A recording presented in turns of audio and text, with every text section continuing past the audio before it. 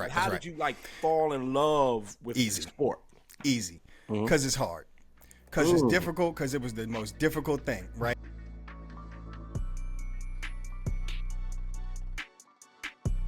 Welcome to What Are Those, the show that explores the art of sneaker culture. I'm your host, Adam Butler, back with another episode and back in the building. Thank you so kindly for being here. All right, young, I'm back. And many of you, if you've been following me, I even posted it on the YouTube channel. Jen and I, we bought a new house. Yeah, give it up. Let's see. You clap it up for yourself. We bought a brand new home. So we've been kind of busy with that over the past couple of weeks, getting the house together, which is a heavy task. You all, if you moved before, you all understand how much it is to pack up all your stuff and take it to a new place and then unpack all your stuff and get yourself together, especially with two little kids. It's been something else. And we decided to do it during the holidays. So, you know, we're nuts. But we got it done and we're here, okay? We're here and I'm in a new studio. It's still getting situated. Got a couple things going on. We're still working. It's work in progress. You'll see new things popping up and I'll be able to utilize this entire studio space. So I'm very excited about that. Okay, I'm really, really excited. I'm going to soundproof this joint. We're going to get it together, man. But bear with me while I do, okay? All right. So before we get into today's guest, one of my best friends, in fact, is my brother. I've known this dude, might as well say all my life, man. This guy is actually my brother. I love him dearly, and I can't. And there's a hint back there, and I can't wait to share his story with this audience. Okay, but before we do that, remember to follow me, man. Remember to subscribe to the page. The page was kind of quiet for a while because your boy been moving and packing and working and doing all this stuff. So let's get those subscriptions up. Subscribe to the channel. All right, hit the notification bell. Comment on the videos. Do all of that, man. It helps. Thank you to everyone that's done that so far. I appreciate you all so much. All right. So, Evil Golf, man. My best friend, my brother, Derek Aikens, is an avid golfer, and he decided to take his golf journey and document it on YouTube. Okay. You should go check out his page as soon as you're done with this show. Okay, go check out his channel, Evil Golf, EVOL Golf. Is super dope. All right, so we're talking a lot of golf on this one, but also we kind of talk about some of the fashion and how golf is modernized, how Black folks have gotten into golf and modernized it, and thrown a little bit of hip hop in there, man. The sneakers are a big deal in golf right now, and Derek is here to tell you all about it. So without further ado, my brother from another, Derek Aikens, in the building. Let's go. Hey, Derek, nice to meet you, man. It's our first time talking. Oh my gosh, finally. In the flesh, Mr. Adam Butler? Yeah, I think I seen you one time at the, nah, man. And it begins. Yeah, I know. I'm about to say, so this is an odd one. Yeah. This is an odd one because I've never interviewed you before. No. Never in my life. I almost don't know what to ask you. So I'm just going to talk to you, okay? For sure. Listen, bro, I've told you off mic numerous times that I really, really love the channel. You got something going with this one. We're going to talk about the channel in particular. First, I want to talk about the sport and black people being involved with the sport. I remember when you first picked up golf. I remember it. We were living together, you know what I'm saying? And I remember you saying that it was something you were interested in getting into at the time because that's where deals got done. We were very much into like finance and, right. You know what I mean? Financial freedom at the time and such. Yeah. And I think that's, and correct me if I'm wrong, that's kind of why you got into it. But how did you fall in love with it? Yeah, bro. Hey, first of all, thank you so much for having me on the show, bro. No, you met my man since day one. Yeah. I've been supporting all your pods, all your work forever. I'm proud of you, man. Can't say that enough. Appreciate you. Yeah, for sure, man. How did I get into it? Was that the question? I got into praising you. Yeah, no, right. And I take that all day. Yeah. No. How did you fall? I know how you got into it. I remember you said you were getting into Right. it because that's where deals get done, Yeah, right? that's right. But how That's did right. you like fall in love with the Easy. sport? Easy. Mm-hmm. Because it's hard. Because it's difficult, because it was the most difficult thing, right? Being a collegiate athlete, I came up doing track, did track freshman year of college, into my sophomore year, but things got a little complicated, so I had to give that up. Had a lot of time on my hands, and luckily for me, I was working with one of my best friends now, my homeboy Ramel, shout out to him. Dog. Like, my man put the club in my hand just one day after work, you know what I'm saying? And it was hard. The thing was, hit a ball 100 yards and tell me, just try to hit a ball 100 yards. It turns out that was like the most difficult thing to do and easily addicted because I think it's just the background. You know, we used to hoop back in the day, man. We used to play hoop it up. We used to backyard brawl all the time on the court or whatever, you know, and whatever was the most challenging thing was something that I gravitated towards, man. So it was just hard. It was hard. And the addiction to trying to be perfect is what got me. The addiction to trying to be perfect. I like that. That's an interesting point because it is a difficult sport. Yeah. And anyone that plays will tell you that. You don't even have to know much about golf, and people will tell you it's a difficult sport. There was a stigma around it, and I imagine. And I guess it's a two-part question. Like, was the stigma around when you first started? Because you've been playing for a while now, 10 plus years. Almost 20, bro. Wow. Really? Yeah, dog. We had 18. Yeah. 05, I think. It was like right before I graduated college. Yeah, I'm dating myself, y'all. It's all good, though. No, it's okay. Listen, man, old heads listen to this show, dog. Trust me. But no, you're right. Because I don't know why I was thinking it was later, but you're absolutely right. Because before we really started, like before we had the condo and all that. This is all personal before we had the condo, but before we was roommates and all that. That is true. You was. That's right. Yeah. Okay. All right. So I'm talking about baggy t-shirts, baggy jeans out there at the driving range, bro. Like before I had any any golf swag. You know what I mean? Fast and Furious Tokyo Drift was out. You wanna know how I know that? And Romel were like this. Yeah. Because, and that actually gets me to my point. We went to his house. This is when y'all first was really getting into it. And he had me out there swinging, and I threw the damn club in the tree. Into the tree. And he won't ever, every time I talk this about, he brings it up. But okay, anyway. Because you deserve it. I did. I was terrible. Yeah. And I was and at the time I was like, yeah, I went to golf camp. I know about golf. Yeah, my mama used to play. Yeah, right. My mama did used to play. But okay, so yeah. I feel like when you, especially then, there was still a stigma around the sport. A lot of black people kind of stayed away from the sport, especially younger black people. Older black men played, but a lot of younger dudes did not play.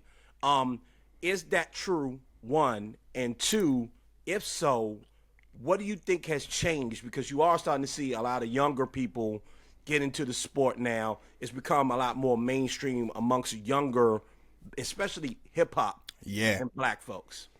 I love that question. Back when I first started, was that stigma true? Absolutely, man. It was something that you had to experience, but you wouldn't even know. It's like one of the best kept secrets that there was an underlying black culture of golf, especially in the DMV area, that you'd never be privy to because of those misconceptions that, you know, we're not playing. Nobody's playing. Black folks ain't playing. It's boring. It's quiet. It's stupid. You know, whatever those misconceptions were, they were very prevalent. Sport. It was a rich white man sport. Right. Exactly. But those things quickly got dispelled for me as soon as I just crossed over and gave the game a chance, man. As soon as I gave a chance, I realized that we are deep into it. We got a rich, beautiful history of black people playing this game for decades, man. Like fathers and grandfathers playing this thing and you know and passing the game down with hand-me-down clubs that they got from the Salvation Army. You know what I mean? And people, it's who've been playing the same courses for years. With their buddies on a Saturday. Some people I know, these dudes I know, they go up there just to kick it. It's like the barbershop. It's the barbershop. It's a barbershop culture, except you swinging a golf club, bro. you got your fish sandwiches, and you got, you know, your if you talking about Langston, which is where me and you gonna go play in about a week or so, we got the banging breakfasts, because it's just like a greasy spoon breakfast joint where you get your big giant pancakes. It's a culture that we just didn't know existed, man, and I'm so glad that I found it. And there was another part to your question. I should have wrote it down. No, you good, but that's why we edit. Yeah. Because now I got. Do you is it getting younger? Are there more people? Just answer it. I'll cut that part out, and then you can get to that part. Right. So for the second part of your question, bro, like, is it getting younger? Absolutely. The game is getting younger, it's getting hipper, it's getting cooler. It's a lot of folks. Okay, let's take away what it used to look like on just the surface of clothes, right? We like fashion. There are people who like fashion. There are people who are not digging the old baggy golf polo shirts, khaki pants. Look like you're going to work to go play. Nah, man, it's changing, and I love it so much. It's to a place where you look like an athlete out there now. You can look like an athlete. Like, they got the jogger pants, they got sneakers that, you know, without the spikes and all that. You got Air Maxes, you got Jordan 1s. You know the Jordans better than I do. I'm not even going to front like I know them. Yeah, I know what you're saying. But they throw some spikes on the bottom of them, and you just now you fly on the golf course. You know what I'm saying? It's a lot of different brands. There's a lot of different influencers that you could check out on Instagram. I got a list of them. Whenever we're ready to get to that stuff, I can talk about that. But it's a lot of the game is trying to reach a different demographic now, man, and I love it. I'm here for it. I'm trying to push it myself. There are. What helps is NBA players playing. It used to be just Michael Jordan, right? That's all we had. But nah, man, we got D Wade out there balling. We got Steph Curry balling. Like, they're not just out there hitting. One, right? They are playing great golf because they're athletes. They're fantastic athletes who have the discipline to get better at these things. And then you got Andre Iguodala, baller. You got Austin Reeves, baller. You got Reggie Bush got a hole-in-one recently. Baller. You know what I'm saying? So it's the whole look. When you look at golf, when you're scrolling on Instagram, you're going to see different people that you would not have seen when I first started playing. Nah, and I've shared a couple with you that have really blown my mind, you know, and I do think it's cool, and I do start to see it. All shouts to Eastside Golf and folks like that. You know, when DJ Khaled gets out there and all of these, Scarface, one of my favorite all-time rappers, Scarface is out there like golfing. Down the middle. Yeah, like Scarface, bro, Brad. Like it is a trip. You know, I always kind of take things to like a mental health standpoint on this show, especially amongst black men, right? And you know, sometimes that could get kind of heavy-handed as a subject, right? It's always usually when people want to talk about mental health, it's usually like therapy. And therapy obviously is important. I mean, come on, right?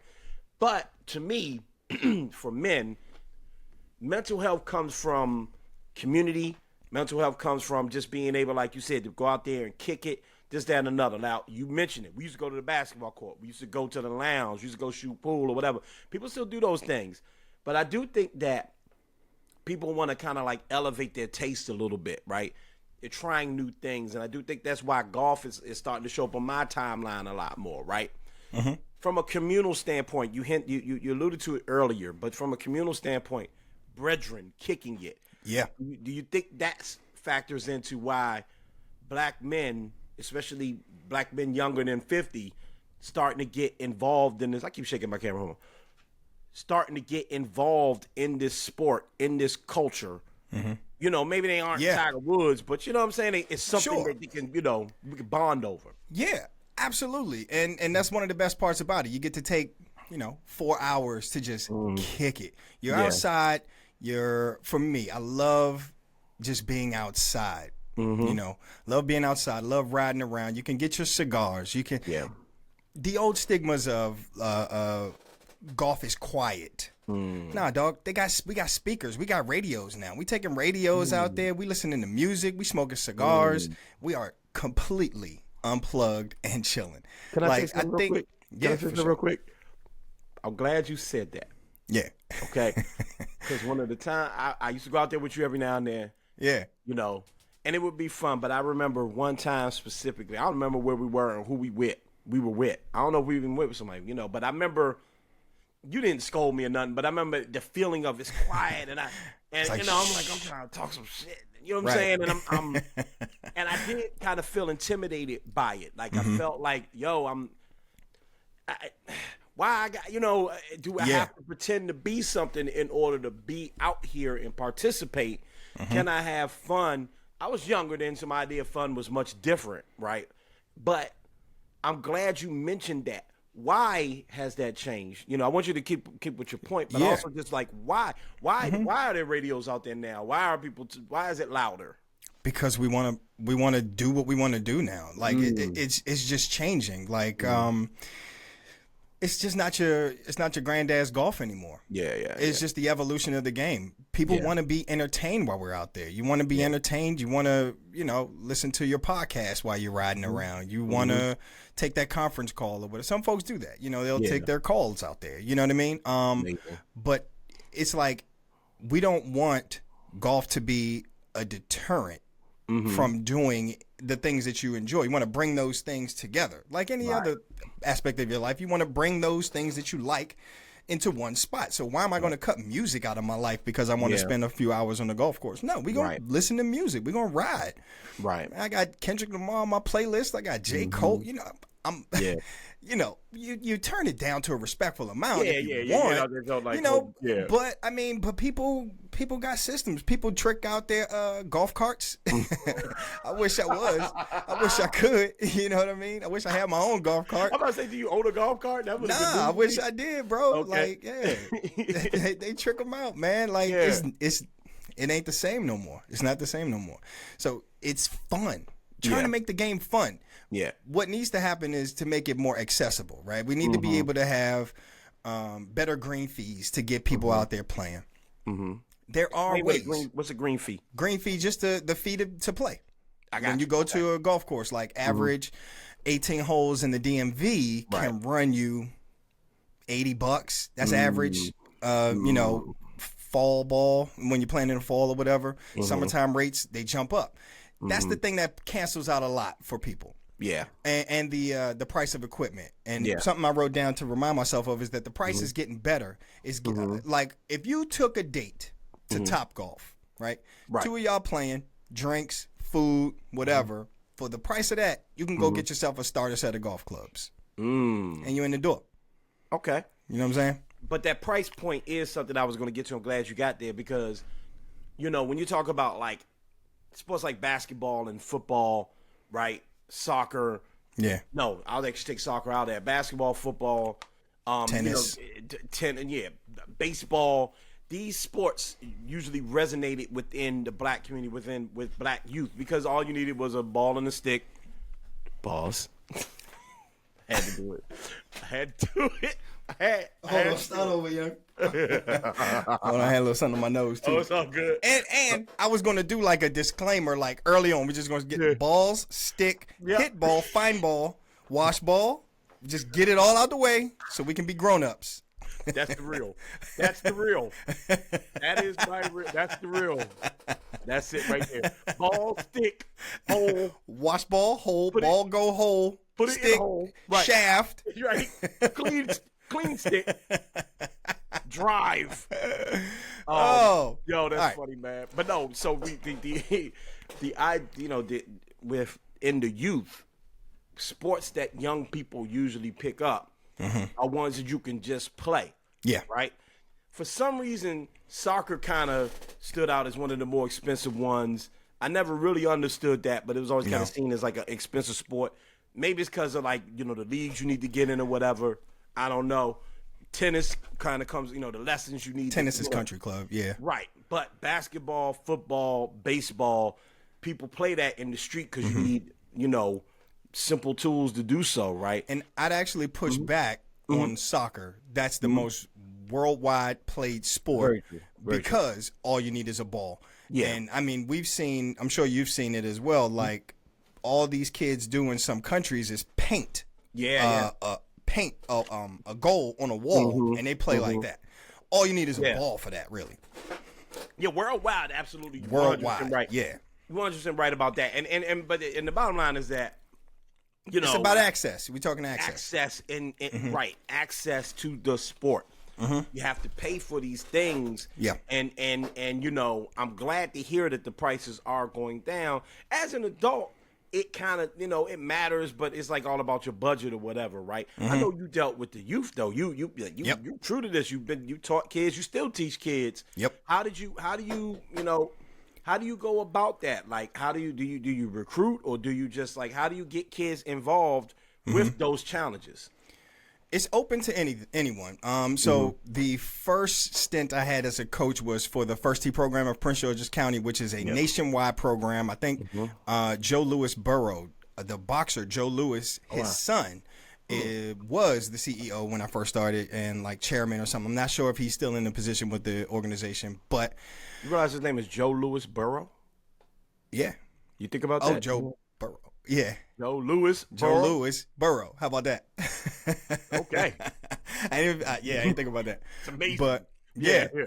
But so that organization was really, really good and really helpful for me to get my foot in the door to help understanding where the limits are for access. So doing that program, we would have a ton of like donated golf clubs that people didn't want or had no use for, or a kid maybe outgrew. So we had a shed full of golf clubs. All we needed was bodies. Just bring the kid. If the kid is interested, we'll make sure that they have what they need to foster their interest in the game. And what I saw over time was that we had kids that grew up in the program, 8, 9, 10, keep going all the way up to 17, 18. Well, once they hit that high school mark, that's when it became hard to keep their interest.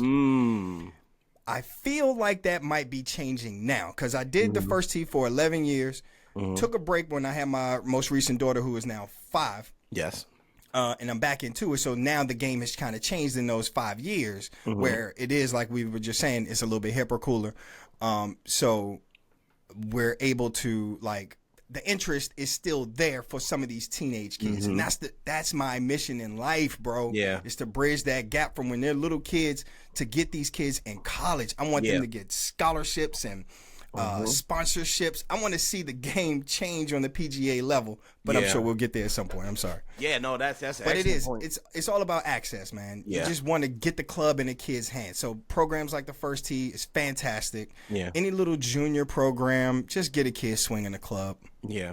Yeah. Now let's talk about that now, man. Let's talk about like changing it, because again, you know, Tiger Woods came around. We grew up. Tiger Woods was the man. GOAT.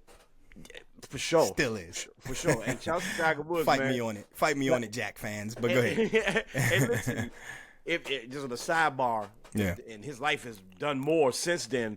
The documentary about Tiger Woods on HBO, the docuseries about Tiger Woods, is so good. It's like, that was great. Shockingly great. Yeah, like really Facts. Good. Yeah. But you know, we grew up with Tiger Woods, right?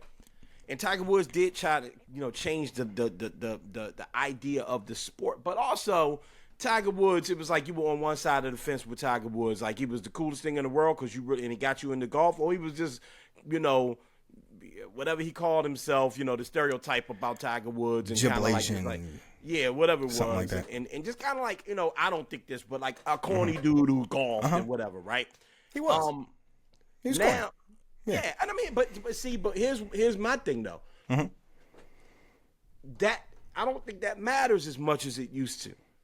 Because the uniform of being black is being ripped apart, right? Facts. Yeah. There's not one way to be black. But unfortunately, Tiger did come up in a time where black looked like one thing. A black man looked like one thing. He wasn't a comic book geek. He didn't play golf. Right. He didn't dress a certain way. He didn't talk a certain way. So Tiger Woods was very important in that aspect. And I'm sure he's important in getting some black faces into the PGA level, right? But I think we both can admit there's work to do in regards, right? How do, beyond the youth programs, right, do you think like the influencers that I'm sure you're going to shout out in a minute, but even like the Khaled's and the people like, and I got a follow-up question about like the likes of Khaled and people like that, right? Sure. But even like the Khaled's and the Charles Barkley's playing and your favorite rapper playing, Offset and whoever else, right? Do you think that helps on the PGA level? Do you think that helps, that could help fill that gap that's clearly still there? Yeah. Simply because it gets a club in somebody's hand. Mm-hmm. The more people that we have playing, the better the odds that it's going to change. Right. And you have these well-to-do, high-standing people who can reach back and provide a ladder for a kid that shows promise. Yeah. I'm hoping that's the case. That's what Steph Curry is doing, man. He has an organization. I can't think of the name of it off the top of my head. Undefeated, underrated. Underrated. Which I believe is going to help. I guarantee we're going to have an underrated kid. Yeah. On the tour in the next 10 years or so, right? Yeah. Because he's just getting people interested. Dude, I think that's the greatest thing. Using your platform, using your status to influence. Right. And I think that's highly commendable. So to answer your question, I believe the more influencers, rappers, people in position playing, the better, man. Can never have enough. Absolutely. And I think you mentioned Michael Jordan earlier, who is, I adore Michael Jordan, right? But, I think more cool, down-to-earth kind of people, not like these people with like this god-like status like Tiger Woods and even Michael Jordan. Like Michael Jordan had his cigar and his fancy clothes. I'm not that guy that's like getting on Jordan. I'm a Jordan fan. But he looked elite on the golf course. You know what I'm saying? He looked like it looked like something I can't do because this is where the rich elite people go. Yeah. So I do think it's cool that the rappers and by the way, we keep talking about getting black men into it, and I mentioned it because of black men. I got black ladies on my list here also. Don't you worry. That's what I'm saying. Like, and I mentioned black men, but I just want to make sure for the audience, because I mentioned black men just from my mental health, because I do think that black men need to continue to excel and work on this part of life, right? But obviously, you want to get black people involved, black girls involved as well. But I want to ask before we get to your list and before we get to the channel, for sure, I do want to ask, just to play devil's advocate. I've gotten into watches lately, right? I'm a sneakerhead, right? So I'm in these like niche communities where there are a lot of gatekeepers in the community. There's a lot of people who are like, I've been doing this for X amount of years. You ain't real. I've really been learning this with the watch community, which is blowing my mind. People are very snobby in the watch community. It's very intimidating, and it makes you not want to be part of it, if I can be really honest. But that's another conversation. Damn. It's bad, dog. Like, it's like if you don't have a Rolex or Omega or something like in the courts and the blah, blah, blah. That's crazy. It's crazy. It's like it's the most snobby thing I've ever. I can't just enjoy something anymore. I mean, it's just a watch, dog. But right. But that's another conversation. I bring that up because the perception of golf is that it's snobby, right? But also, I do wonder what the purists, if they exist, think about DJ Khaled and this rapper, that rapper, it becoming like a trend. Like which can be seen as a negative thing or a positive thing. A trend on Instagram that people starting Instagram channels, and you got like very attractive people using golf as a And they do. You know what I'm saying? Like, if I learn how to swing a little bit, I'm good looking. I'll get because I'm different. Do you think that the purists are annoyed by all the new people that are coming around and sort of changing the face of their sport? Yes. Yes, I do. Prime example. Mention his name again. The GOAT, Tiger. He recently was caught. He did like a clinic or something maybe a couple weeks ago. Yeah. Where it was literally like F YouTube. Literally. Tiger Woods. F YouTube, right? Yeah. What I think that stems from is old school, old guard, dig it out the dirt kind of mentality, which is, go to the range, hit a million golf balls until you get better. Find yourself a PGA pro, which are all good things. Yeah. All good things. But what YouTube does is continue to make the game accessible. It makes teaching and coaching accessible. Because all you got to do is check out a professional and get a couple swing tips, Yeah. and maybe it work for you, maybe it don't. Maybe some kind of pro on YouTube is helping you out, but maybe they're not, or whatever. But it's allowing people who cannot afford that country club membership or can't afford, you know, whatever it is amount of dollars an hour to get a pro, to at least get started in the game. So yeah, I think there are some old school people who, you know, get off my lawn kind of thing with these new folks and YouTube and TikTok golfers who now everybody knows how to do the shot tracer line where you hit a ball and the red line follows it. It's as simple as doing it on your phone nowadays. Where people are kind of just, some people are under the belief that some people are making up their lines, you know, make it look like it's going straight. Everybody hits it straight until you get them on the golf course, all that stuff. So yeah, I think it's a lot of that, but ultimately, who cares, man? Like, I'm about getting clubs in folks' hands, man. Getting them playing, getting kids interested, because there are scholarships out here that's available for us. And it's fun, it's relaxing, it's hard as hell, but it's enjoyable. The reward when you hit a great shot is unbelievable. It's the thing that keeps you coming back. Yeah, no doubt. You know, speaking of influencers, and besides you're my favorite golf influencer, okay? But my guy. I mean that. No, I told you. You know what I've said to you behind the scenes. Your channel. What I like about it is that you see the ups and downs. I feel like I'm just going out with a regular person, and I'm on the course with you. It's like I'm going up next almost. You know what I mean? Right. You also do a great job of explaining what's happening, explaining what you're going to do. Your channel's dope. We're about to get into that. But okay. The influencer, yeah, I appreciate that. No problem. The influencer piece. I like Eastside Golf, obviously. I want you to shout out these influencers, but I gotta say, and I can't remember my man's name, but the dude to be like nasty. Don't be nasty. Manolo. That dude is amazing, bro. Manolo teaches golf. Yes, Manolo teaches golf. Is amazing. Check him out. That dude is chef's kiss, bro. Like everything that you want a golf influencer to be. One, his clothes are fly, bro. Yes. Like my man be very clean. Fly. He very is fly. Clean. He's the one that I first noticed is rocking all the different color Air Maxes. Yeah. Killing them. Like his Air Maxes match his hat, which is his logo, that matches his shirt and his belt. Killing it. Presentation. 2, he got a character that's supreme. Yes. I don't know if that's how he really is. Yo, don't be nasty. Yo, man, dude got it. Yo, he is so funny, and he knows the game. Yeah. His thing is like, you know, suck faster. Like he knows that we all suck. Just do it faster. Here, keep it moving. Like here's a quick tip, bam, bam, and he hits the ball, and he's good. He got it. He's dope. Amazing. He's dope. Amazing. Yeah. Who else you got your eye on, man? Tell me about some more influencers. All right.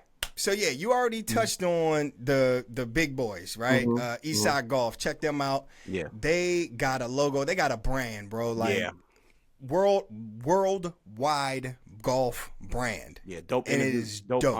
Dope series on them on Hulu. It might still be on Hulu about Eastside Golf and how they got the Jordan brand, how they got the Jordan deal and everything. Yeah, it's dope. I hadn't seen it. I'm not sure if it's still up, but check it out if it is still on Hulu. Yeah. Eastside Golf. Then you got your man Snappy Gilmore. Snappy Gilmore, dog. Because he's legit, man. His whole shtick, his first shtick was, you remember the movie Happy Gilmore where he would run and hit the club, hit the ball. Well, Snappy do it with one hand. He got one hand. There you go. His name is Snappy Gilmore, my man with the with the blonde dreads. Yes. Young black dude. Yes. We coming, man. We out here. Word. You know what I'm saying? We out Snappy here. Gilmore. We playing. The game looks different. Yeah. It looks different. Yeah. You got then you got the more traditional, but still it's us. We out here. We vlogging. You got Clutch_athlete. Okay. My man be putting out some good videos. He could play like on what too, man. He can hit that ball, bro. Then you got Black Active Golf. That's like an IG. Check them out, Black Active Golf, where they pull in all sorts. You send them a video, they might repost it. You know, they just supporting the culture. They supporting us. Check them out because one page can lead you to another and another and another. Yeah. You know what I mean? Word. It's a feeder. Shout out to the sisters. We got Meg the golfer, left-handed sister out there hitting the ball, man. Check her out. We got Troy Mullins. Yeah. She is incredible. She works for Live Golf now, but she started off as a long drive pro. Wow. I don't know if she started off as a long drive pro, but that's when I caught wind of her. She was a long drive. She hit she hit the crap out of the ball. Man, they sound like a golfer. The crap out of that ball, buddy. Yeah, man. I'm trying to keep you monetized, man. I'm trying to keep you monetized. So yeah, man. And she not hard on the eyes neither. So yeah. Yeah. But yeah, man. So it's a lot of us out here, and shout out to Eric Lottery. Lottery, my man. I think he lived like in the Carolinas. Small, scrappy dude. I think he's actually like a rapper on. I think his primary is like a rapper. Okay. But his brand is RNG. Okay. Look that up. I'm not gonna tell you what it stands for until we get off this line. RNG. He's a real golfer. Yeah. Yeah. So yeah. He's like,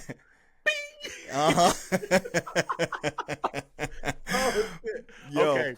but he cool, man. We look different, and the thing about homeboy is that he don't have like a traditional swing. Right. He's not gonna make you feel like you don't know what you're doing in the out. My man just out here playing. He playing with his homies, and he making it fun and funny. He's funny, bro. Word. Like he's the dude you probably seen the clip where he hit the ball and like, you heard the little noise. But yeah, check him out. Hilarious. Those are the influences that I follow. All right, so let's talk about your channel, man. Like we talked about at the top, man. You've been golfing for close to 20 years. Yeah. I've seen you do it. You know, I remember when you were being there with the little green on the ground, on the ground, you know, with the bat, just hitting golf balls, popping people in the head with the golf ball. That's facts. Yeah. That's facts. You know, sorry. But you know, and I know it's been a passion of yours for a very long time. Talk to the people about how you started your channel, why you started your channel, and what's important about your channel. Appreciate the opportunity, man. The channel's called Evil Golf, EVOL. Love spelled backwards, because that's how I feel about the game, man. I feel like it's hard. I feel like it don't love me sometimes, but I will always love it. It's up and down. It's a roller coaster, but I want people to share that journey with me. Yeah. Where'd it come from? Honestly, I haven't seen anybody like me doing it on YouTube, right? I just wanted to I wanted to do what they're doing. I can I follow a lot of channels. You know, salute to Good Golf. Salute to Rick Shields. He's the GOAT, like long time. This man got 2 million, over 2 million subscribers. Yeah. Cat over in the UK, like killing it. But he got really, really good content. And it's honestly, it's inspiring. And then you got YouTubers like the Mulligan Mafia, which are people of color. I'm not even going to try to put them in a box like I know what, you know, where they from, but I know they're people of color, and they just hitting the ball, man. They having fun doing it. I just want to do it. I want to get out there. I want to have some fun. Like, okay, sure, I can get out here and I can play a good round. I can play a terrible round. And I think that people can relate to that. Yeah. Most of the folks that I named, they play really, really well. Yeah.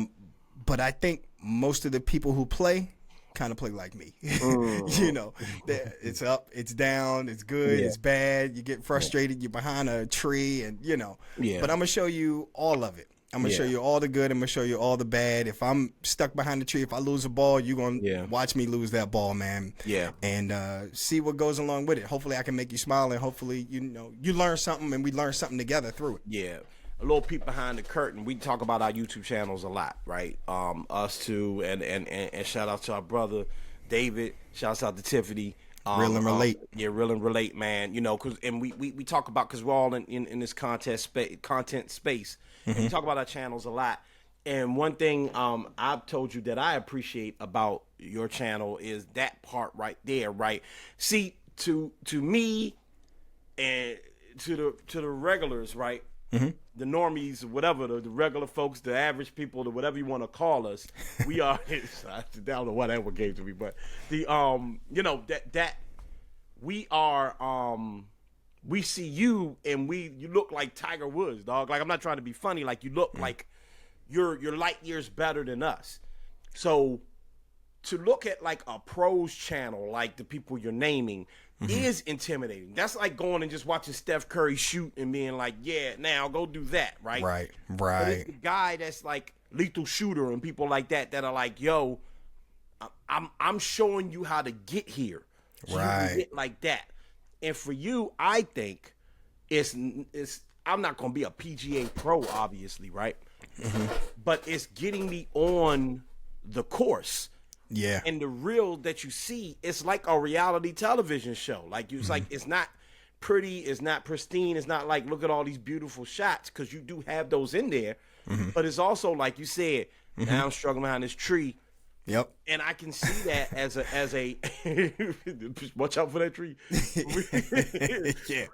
Like we're Oh man. listen, man, this is how we do when we talk, y'all. Yeah. When you see the struggle, it's almost It's relatable. more inspiring. Yeah, it's relatable, and it's almost more inspiring than the beautiful shot, because now I know I don't have no shame now. I can go out there and play. I don't feel like I gotta. I know I can get to what you just did. Like, you made the shot, and I can get there because I watched you do it. You see what I'm saying? I do. And I think that's a really, really, really dope aspect and a very unique aspect of what you're doing. And that's why I have told you numerous times you do have something with this one. And I think it's just really, really, really cool, bro. I'm going to give you your flowers. Appreciate that, man. God damn. Yeah, My man. heart warm. Don't cry, dog. Don't cry, dog. Later. Balls and sticks. Balls and sticks.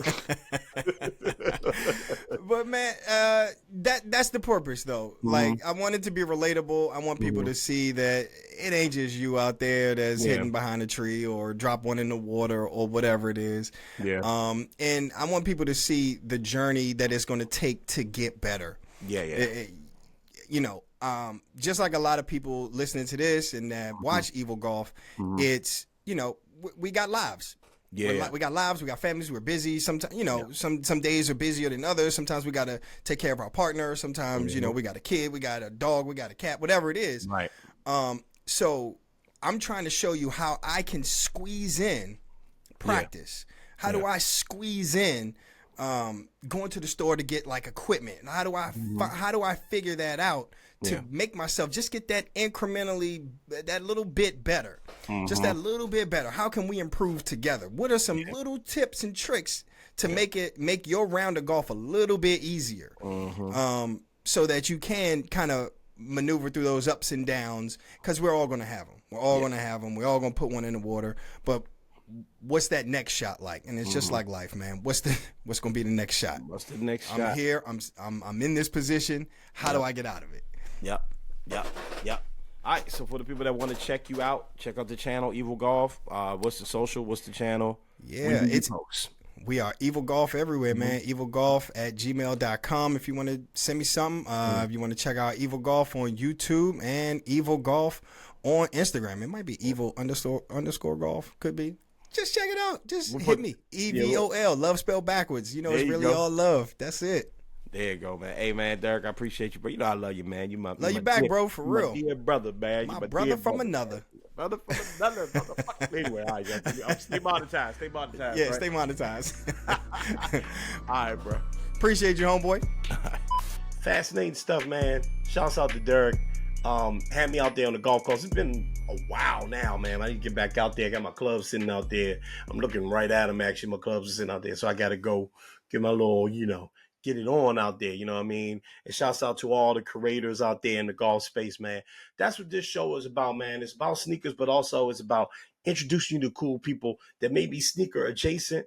But, we all got these hobbies and we all got these loves. And it always kind of comes down to just the love of your individual culture and how sneaker cultures really touches all of that, man. So I hope you all enjoyed that one. It was something a little bit different, but I really hope you all enjoyed that one. Okay. Yo, I'm setting up my sneaker of the year panel. It's getting pretty cool. It's not going to be a million people on this one. And trust me, it's not going to be any drama or anything like that, okay? We're just going to talk about sneaker of the year, but we're actually going to do that in the first week of January, okay? Well, no, actually the second week of January, excuse me, because we're not going to do it during, New Year's Eve, anything like that. So the second week of January, we're going to record it soon, and then the second week of January, I got a couple of really cool guests coming up to close out the year. Again, I'm going to be kind of introducing you to cool people that are just like, that have a love for sneakers and sneaker culture, but also can introduce you to some new things. And then obviously we're going to get to my sneaker heads, my real live sneaker heads and people in the sneaker business to talk to as well. So I'm excited about the rest of the year, and I'm excited about 2025. I'm excited about everything. New space, new house, new who this, right? I'm happy. I hope you're happy too, man. And I hope you're minding your mental health. Now, I really am. I hope you're happy. All right, man. Follow me, MSR_Adam, MSR_Adam. That's me on all socials. Oh, by the way, me and my man Paul Spann launched a brand new podcast. It's called The Gatekeepers. We're going to be talking about the culture, hip hop culture, black culture, all of that. It's called The Gatekeepers. The information will be in the bio or in my description, whatever you want to call it. Brand new YouTube page. Go follow that page, subscribe, do all of that stuff. The Gatekeepers is going to be really cool, man. We're going to be being able to talk about some of the stuff we don't talk about this show, hip hop, and just like all of the stuff that's going on. And just, again, the culture. We're getting into it, all right? The Gatekeepers. Follow us, all right? Follow me, MSR_Adam. You know what to do, all right? Mind your mental health. Mind your mental health, y'all. Take care of yourselves. Love yourselves. Do all of that stuff. It's the holiday season. Let's enjoy it, right? Mind your physical health. Thanksgiving is coming on. You ate a lot of food, didn't you? You ate a lot of food. Yes, you did. Work out. You're about to eat again. Christmas, and then you're going to be drinking real hard on New Year's. Come on now. Let's take care of our bodies. Let's go into 2025 strong, okay? Do those things and never forget. And please continue to be great. I'm up out of here.